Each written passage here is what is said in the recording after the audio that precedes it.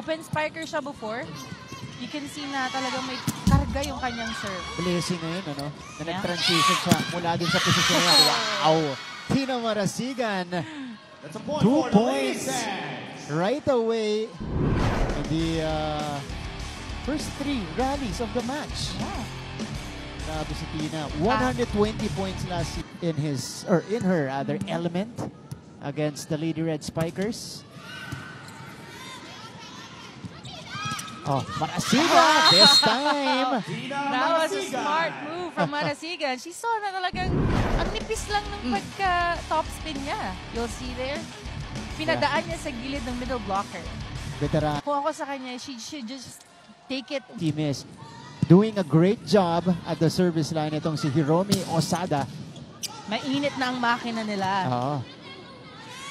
Free ball though will be given to the Lady Stags. Di makulangan to the middle. Not gonna work. Sent back by Dio. Tinawid din. Here comes LPU. Toguna. Popped up by Santos. Ito ngayon si Marasigan. Pushing it through the blockers. Yung Marasigan, nakita mo talagang binaraso niya yung palo na yon. Kaya dumaan sa blockers niya. And targeting the smaller blocker, of course. That's right. Tina Marasigan after the attack fault earlier. Bumawi agad.